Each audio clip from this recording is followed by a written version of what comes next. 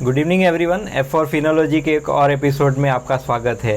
3 दिन पहले एक न्यूज़ आई कि गवर्नमेंट क्या क्रिप्टो करेंसी को बैन करेगी और यही news talk of the universe बन गए। क्रिप्टो करेंसी और बिटकॉइन मार्केट में काफ़ी सारी वॉलेटिलिटी बढ़ गई, लोग पैनिक करने लगे और ऑलमोस्ट हर एक क्रिप्टो करेंसी में 30, 40, 50% का फॉल देखा गया।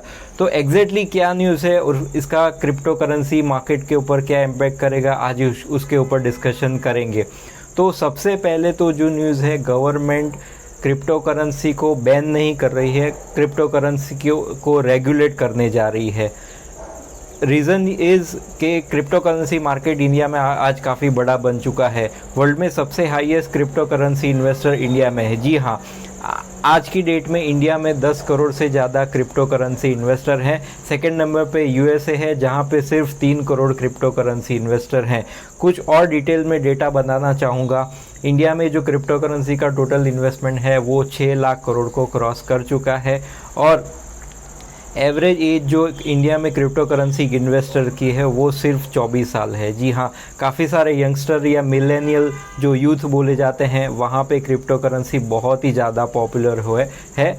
उससे भी शॉकिंग डेटा ये है कि उसमें से 65% इन्वेस्टर ऐसे हैं जिन्होंने कोई भी अदर एसेट क्लास जैसे bank FD, gold, stock market, mutual fund या रिकरिंग डिपॉजिट, इंश्योरेंस, ऐसे कोई एसेट क्लास में इन्वेस्टमेंट नहीं किया है।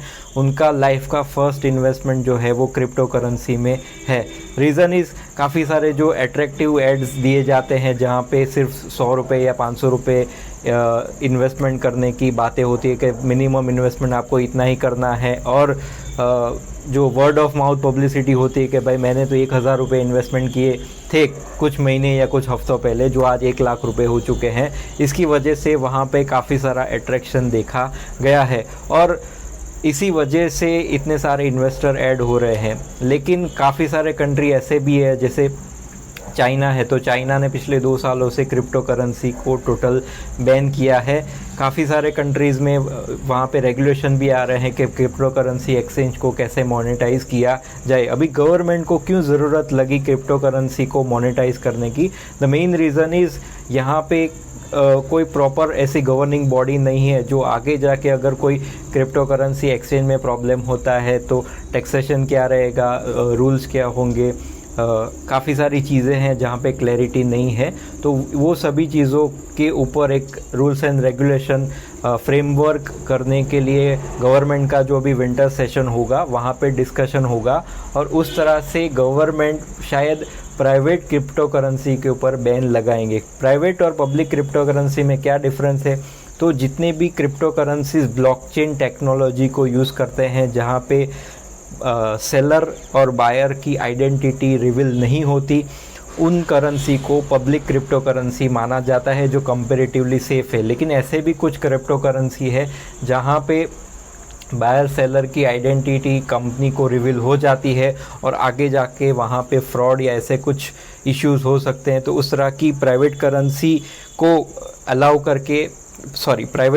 को वहाँ पे बैन किया जा सकता है। तो मेक श्योर कि आप जो क्रिप्टो करेंसी में इन्वेस्टमेंट कर रहे हो वो प्राइवेट है या पब्लिक है। बिकॉज़ कुछ दिनों पहले स्क्विड गेम करके एक करेंसी आई थी जहाँ पे सिर्फ कुछ मिनटों में 99.9% करेंसी ड्रॉप डाउन हो गई और कुछ वो क्रिप्टो करेंसी $300-400 चल रही थी, वो कुछ मिनटों में ज़ीरो हो गई। तो इस तरह के आगे जाके स्कैम इंडिया में भी आ सकते हैं और वहाँ पे अगर आगे जाके बड़ा कोई इन्वेस्टर लॉस होता है तो गवर्नमेंट बॉडी होनी बहुत ज़रूरी है।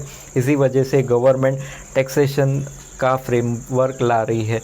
दूसरा पॉइंट ये भी है कि क्रिप्टो करेंसी को करेंसी माना जाए या एसेट क्लास माना जाए, वो भी बहुत बड़ा कन्फ्यूजन है। द रीज़न इज़ करेंसी का यूज़ पेमेंट और रिसीविंग के लिए होता है, बट यहाँ पे करेंसी की वॉलेटिलिटी बहुत ज़्यादा है। जैसे अगर यूएसडी आईएनआर का देखा जाए तो साल में हार्डली 3-4-5% का फ्लक्चुएशन आता है, मतलब $72 से 75 जाता है। लेकिन अगर इन फ्यूचर क्रिप्टो करेंसी जैसे बिटकॉइन को लीगल टेंडर माना जाता है तो वहाँ पे तो दिन में ही 5 से 10% की मूवमेंट आती है।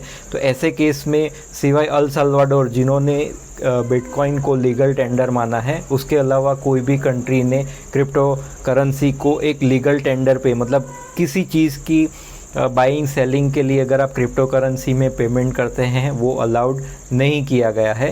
तो ऐसे काफ़ी सारे कन्फ्यूजन है। और अगर करेंसी ना मान के अगर उसको एसेट क्लास माना जाता है, let's say gold, real estate, mutual fund, FDs, तो उस तरह के एसेट क्लास के केस में बिटकॉइन बाय या सेल करने पर जो कैपिटल गेन होता है उसमें किस तरह से टैक्सेशन लगाया जाए, इसके ऊपर भी कोई क्लैरिटी नहीं है।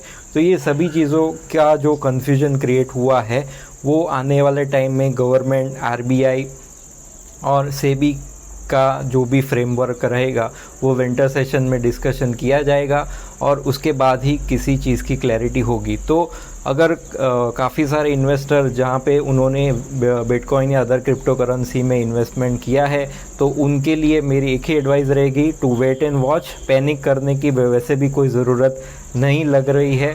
अगर आप प्रॉपरली उस करेंसी को या इन्वेस्टमेंट को समझते हैं तो कोई भी डिसीजन आपको उस चीज़ को या उस न्यूज़ को इवोल्यूट करके ही लेना चाहिए। इसी तरह के इन्फॉर्मेटिव वीडियोस के लिए देखते रहिए F for Finology. Have a good day, thank you.